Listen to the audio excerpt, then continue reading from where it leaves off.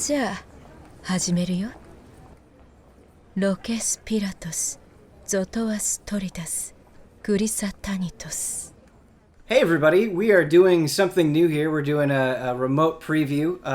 Because of the coronavirus, our whole situation has changed, but we still have some coverage that we want to get out to you guys, and so we're trying to make this work as best we can. A while ago, I went to the Sega offices, and I got to play about an hour of Sakura Wars, and it is a game all about bonds, as Michael Huber likes to say, and Bradley Ellis, you are very familiar with bonds, and you also like anime. True. So I think you'd be a good candidate for this. Well, true. Sakura Wars has kind of an interesting history. Only one game was localized. It came out in 2005 originally, and then we got it in 2010, which I did not play. I have next to zero familiarity with the Sakura Wars series. This is a soft reboot, is what it's being referred to as, and so if you are brand new to the series, you can jump in. And Brad, you've been playing a lot of Animal Crossing, or some Animal Crossing, I should say. Maybe not a lot. Yeah. But I think part of the appeal of Animal Crossing is that it's super relaxing, very easygoing, very warm, I guess. And that was kind of my impression of Sakura Wars, where it has sort of this Rune Factory persona, kind of like, I just enjoy living my life in this world, in this steampunk fantasy world, where like everybody is happy and everybody's just trying their best, and it's just anime as shit. Like this game, obviously I play a lot of anime games, right? But this has to be like a next level kind of anime game, I think. Before we get into the details of what it's like to play and kind of how it's structured, I think maybe a hook, maybe to get people immediately interested, is it has obviously the main character designer of the core cast is Taite Kubo, who did Bleach, but it has a lot of guest artists as well from a bunch of popular shows. So you've got a guest artist from K-On!, Sword Art Online, Pokemon, Girls in Panzer, Haruhi Suzumiya, Persona. And the Persona character is immediately very Persona. So it's cool seeing all of these different artists come together, right, who are very renowned for doing these very popular things and have them be in this game. The way to describe this game is it's sort of a visual novel, sort of a dating simulator, sort of a action RPG. Yeah, mech game. Right. I actually did a little research on this band before, so I have kind of an idea what it is. When I was playing, I did one battle, so I played for about an hour. I did one battle, and they made it pretty clear that overwhelmingly you're going to be doing not battle stuff, right? So you're going to be talking to people, you're going to be exploring, you're going to be raising your affection with different characters. Battling is just a very small part. Sure. Okay. And it's got a returning gameplay element from other Sakura Wars games. It's called the LIP system, which stands for Live and Interactive Picture System. And what's cool is during conversations, you have multiple choices, and you have a time frame to select within that limit. And depending on what you pick, different characters will like different things. So you might be with a group of people, right? And you might have a ton of choices. Maybe not a ton, like a handful of choices. And you pick one, one character will like that. Pick another character will like that. Something interesting, and other games have done this as well, right? Famously Telltale, is sometimes not picking anything is the right option where you'll get the most benefit.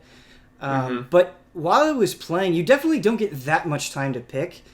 And some of the answers are kind of trolly, and I definitely felt like at least once or twice I picked something that I didn't really want out of panic. Oh. Which is funny. Another thing about this game is kind of the premise, I would say. So, kind of the long and short of what's going on is you are part of this combat division where you pilot mechs and you're trying to protect the world, and it's set in 1940, but you're also in charge of this theater, and of course, yeah, in typical, let's band together and save the world fashion, you're in this theater because you want to spread hope to the populace. You want them to be happy. And so you're like, let's do this theater. Yeah. Excellent. And you get this world-famous actress, actually, to come join the theater.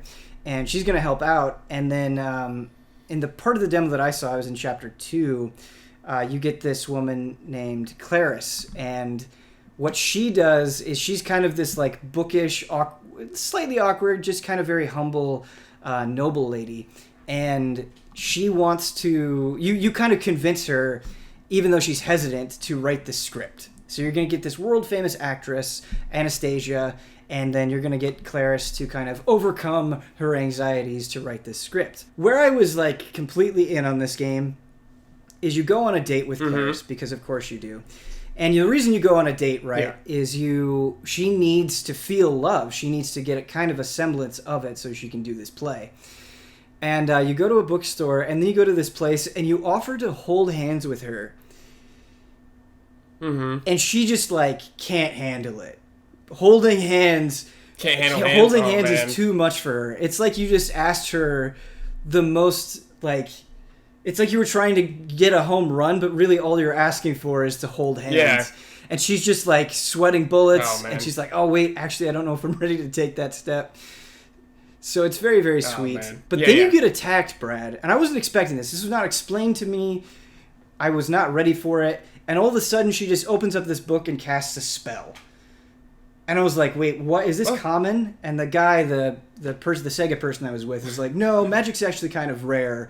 And so just out of nowhere, in addition to mechs and this like 1940s Japanese steampunk world, magic was introduced. So that was pretty crazy. Just in the middle of this date. Excellent. Yep. Always fun. And yeah, so that was really charming. And then you go to a Chinese restaurant, and you're going to kind of compete in this tournament, and there are different groups, and they all do different things. So like your thing is this Imperial Theater, and another group has this Chinese restaurant.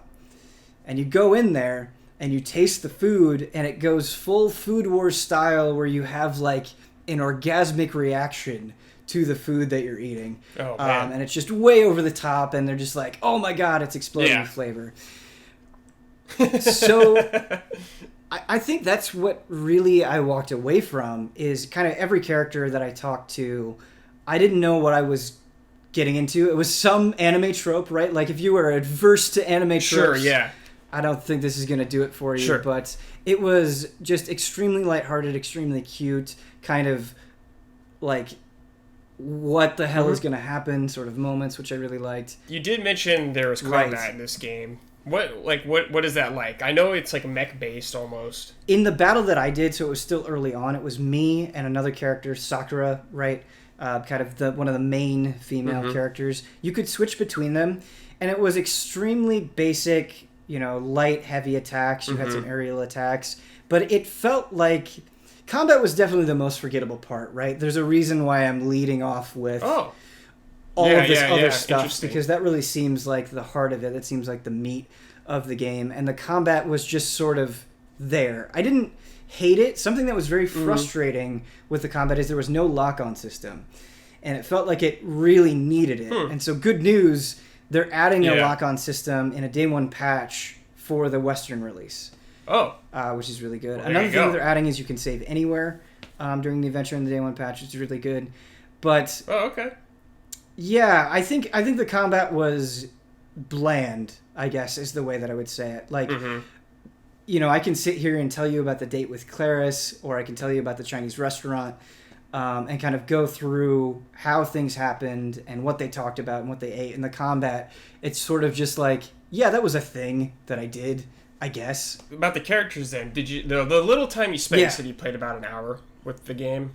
So the little time you spent, did you feel, I know you mentioned bonds, did you feel that need to want to know more from these characters? I did, definitely, because I think they do a good job of giving them all completely different and ridiculous sort of life situations and the different bonds that they have with each other, right? So I mentioned Anastasia, the world-famous actress. Well, Sakura is a huge fan of Anastasia, and so the way that she geeks out with her is pretty charming. You have a ninja girl who's just a ninja.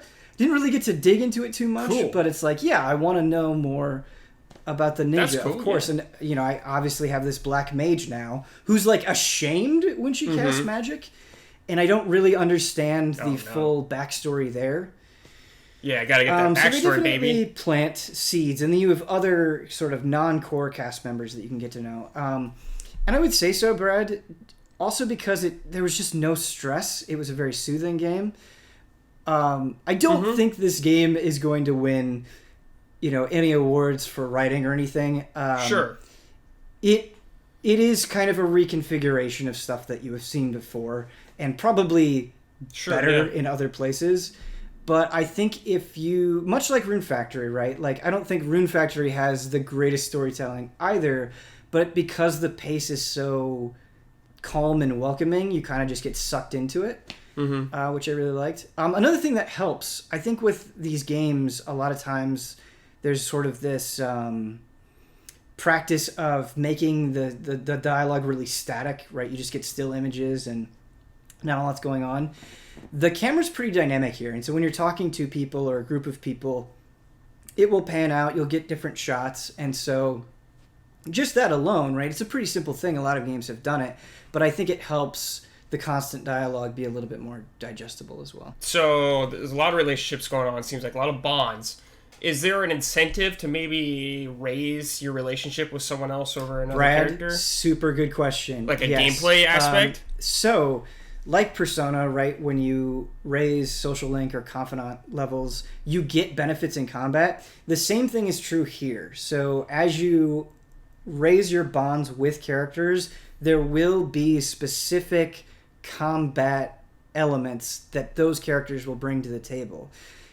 In the limited time that I had, I didn't really get to see what that was, right? So I don't know what it's per character and how it evolves over time or how dramatic it is, but it is there at least in some capacity. Do you know what portion of the game you played? Was it the very beginning? Maybe a couple hours in already? So I played Chapter 2, where things are kind of just rolling into place, where you kind of have a good sense of what the theater is and kind of you doing this play is like a big early game event. So from the little bit you've played, you said this game may not blow you away in any like the aspects it does, but it's very like comforting is the word used a lot for it. What are you hoping this game does? Are you fine with it just kind of doing what it's doing, or are you looking for something a little more maybe later on? It's funny because I feel like what I learned from Sega, and they were saying how influential Sakura Wars was and how it came before a lot of things that took influence from it. Now we're at a point, right, especially from our perspective, right, from a Western perspective, not being that familiar with Sakura Wars, there are a lot of games that do visual novel aspects. There are a lot of games that do dating sim aspects. Yeah. Totally. There's, I wouldn't say maybe an abundance of them, but there are a lot of games doing it very well, right? Like, walking away from Fire Emblem Three Houses, my biggest thing there is I was completely and totally in love with the characters. And they were just so interesting. And so I think with Sakura Wars, that's kind of what I'm hoping for, where it's like, if it's going this direction, I want it to surprise me. And it definitely did that with Claris and the magic and just how charming she was, right? How awkward she was. And so I'm hoping that, I don't put 15 hours in this game and I'm like, man, I feel like I've seen it. I want them to surprise me the whole time. Yeah, totally. And that was something that Fire Emblem did, right? And I'm just using that as a recent example. There are other examples I could use. Sure. But the way it kind of flips the script halfway through really kept me interested.